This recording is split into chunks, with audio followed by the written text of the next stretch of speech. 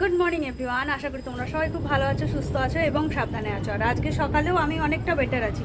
মানে কখন যে ভালো থাকছি কখন খারাপ নিজেও জানি না। কখনো কখনো হঠাৎ এত ব্যথা ট্রিমেন্ডাস বাড়ছে, আবার কখনো কখনো এত ব্যথাটা মানে কন্ট্রোলে আছে, মনে হচ্ছে যেন আমি প্রায় সুস্থর দিকে। তো যাই হোক, সকাল থেকে আজকে বেশ ভালো লাগছে, ব্যথাটা অনেকটা কম আছে। আর চক্রবর্তীবাবু জাস্ট নিচে গেল অফিসে বেরোনোর জন্য। আর এদিকে মেঘের অবস্থা দেখো, বেচারা সবে বেরোচ্ছে অফিসে যাওয়ার জন্য। আর মেঘ পুরো দেখো, মানে আকাশের অবস্থা দেখো, পুরো মেঘে মেঘ, মনে হচ্ছে এখনই ঝুপ করে নেমে পড়বে। তো যাই হোক, এছো বাবা এছো।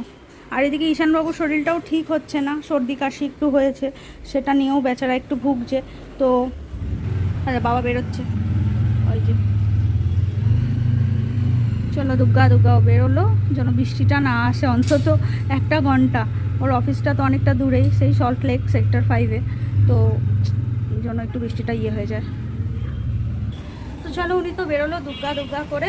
আর ওদিকে আমাদের জেঠিমাও চলে এসছে রান্না করার জন্য। তো আজকে সকালে জেঠিমা ব্রেকফাস্টে বানিয়ে দিয়েছে তোমার হলো এখানে সুন্দর গরম গরম রুটি। আর উনি রুটিটা না জাস্ট কি লেভেলে সফট বানায়, দেখ রাই কি লেভেলে সফট, দারুণ সফটি রুটি, গরম ধোঁয়া ওড়া রুটি। আর তার সাথে আছে ঢ্যাঁড়স ভাজা একদম লঙ্কা দিয়ে। এটাই আমি বললাম যে ঢ্যাঁড়সগুলো শুকিয়ে যাচ্ছিলো জেঠিমা, ঢ্যাঁড়সগুলোকে ভেজে দাও। তো উনি ভেজে দিলেন। আর এটা রায়ের টিফিন বক্স রেডি হচ্ছে। আর রায়ের পাপাও তাই খেয়ে গেল, ঢ্যাঁড়স ভাজা আর রুটি। আর নিয়ে গেল রুটি আর মাটন রেখে দিয়েছিলাম, রুটি আর মাটন নিয়ে গেল। কিরে, আর রায় খেয়ে যাবে ভাত আর তরকারি, তাই তো? তো ভাত ঠাত বসিয়ে দিয়েছে। তো চলো, ঈশানও উঠে গেছে, আমি রায়ের টিফিন বক্সটা রেডি করে ঈশানকে দাঁত মাজাবো, আমরাও ব্রেকফাস্ট করবো। বেলা টিপটাপ বৃষ্টি পড়ছিল, এখন বৃষ্টিটা একটু ধরেছে।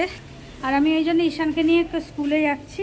তো আজকে একটু 5 মিনিট লেট হয়ে গেল, ঠিক আছে, বৃষ্টি হচ্ছিল, বলবো যে 5 মিনিট দেরি হয়ে গেছে।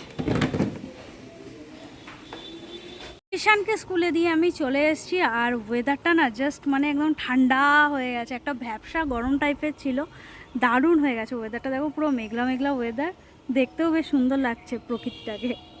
তো চলো এবার একটু বাড়ি যাই। আর ওইদিকে আমার রান্না যে জেঠিমা, ওনার রান্না টান্না হয়ে গেছে। তো চলো বাড়ি গিয়ে এবার রেস্ট করব, এডিট আর খাবো একটু গরম চা। তো তখন ঈশানকে স্কুলে দিয়ে আসার পরেই তো বললাম একটু চা খাবো, এডিট করব। তো চাটা খেলাম, এডিট করলাম, করার পরে মনে হলো অনেকদিন একটু অয়েল ম্যাসাজ করা হয় না। তো এখানে দেখো এই সরঞ্জাম নিয়ে বসেছিলাম, তেল জল, তো এই সব দিয়ে একটুখানি মা ভালো করে অয়েল ম্যাসাজ করে দিল, বেশ মাথাটা হালকা লাগছে। আর তোমার এখন যাব চানে, এখন বাজে প্রায় 2টো বাজতে 15 মিনিট বাকি। তো আর রায় বলছি ঈশানের স্কুল ছুটি হবে 2:10-এ। আর এইগুলোকে প্লিজ ইগনোর করো, এইগুলো বড় আর্টিস্টের আর্ট। তো উনি এইগুলো আর্ট করেছে দেয়ালে, তো এইগুলো সবই পরে কাজ বাজ হবে, এখন কিচ্ছু করাচ্ছি না, কারণ বড় আর্টিস্ট আমাদের বাড়িতে রয়েছে। তো তো যাই করাই না কেন উনি তার উপর দিয়ে আবার আর্ট করা শুরু করবে। তো এই জন্যে যা হচ্ছে হতে লাগো, পরে দেখা যাবে। তো এই যে ভালো সুন্দর মা অয়েল টয়েল ম্যাসাজ করে দিল, এখন একদম ফ্রেশ। আর কেমন জানি মনে হচ্ছে যেন এখনই চান টান করে ঘুমিয়ে পড়ি। বাট ঈশানকে আনবো, এনে ঈশানকে চান করি, লাঞ্চ করে তারপরে আমরা মা ছেলেরা টানা ঘুম দিতে হবে। তো চলো আবার আমি যাই চান টানে। আর অনেকদিন পরে অয়েল করলাম তো বেশ ভালো লাগছে, বেশ একটা ফিলিংসটা বোঝাতে পারছি না তোমাদের। আর এরকম মেঘলা মেঘলা সুন্দর ওয়েদার, এরকম মেঘলা ওয়েদার, আর এরকম পাতা ঝরা একটা গাছ, বেল গাছের পাতাটা ঝরে গেলে না খুব খারাপ লাগে, কিন্তু আবার কচি কচি পাতাগুলোও গজাচ্ছে, সেগুলো দেখলেও ভালো লাগবে। রোজ পাতা পুরো ভর্তি হয়ে যাবে না, তখন আরও দারুণ লাগে বেল গাছটাকে দেখতে। তো যাই, মেঘলা মেঘলা ওয়েদার আজকে। তো তো শিগগিরই ওঠো, শিগগিরই ওঠো, ওঠো ওঠো। দেখো কি দুষ্টু, দেখো অন্যদিন নিজে ক্যামেরা খুলে চলে আসে, আজকে যেই ক্যামেরাটা খুললাম নিজে ওখানে বসে পড়েছে। ছি ছি ছি, ওঠো।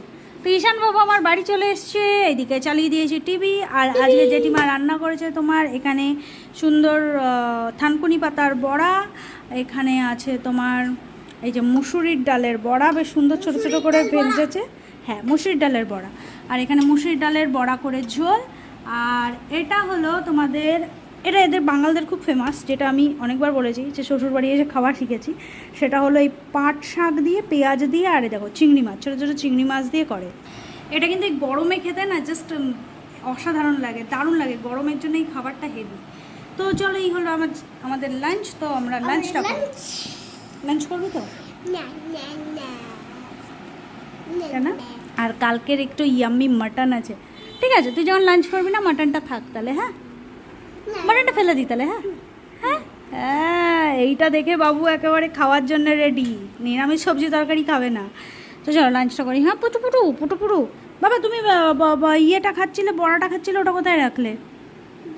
বড়াটা খাচ্ছিলে, ওটা কোথায় রাখলে? এটা তো নয়, কোথায় ফেলে দিলি নাকি? কোথায় তাহলে? নেই মানে খাওনি তুমি? কোথায় বলো শোনা।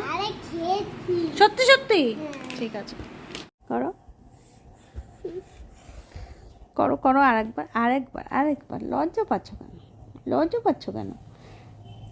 নিজের গুণের কথা বলো। তুমি শার্পনার, পেন্সিল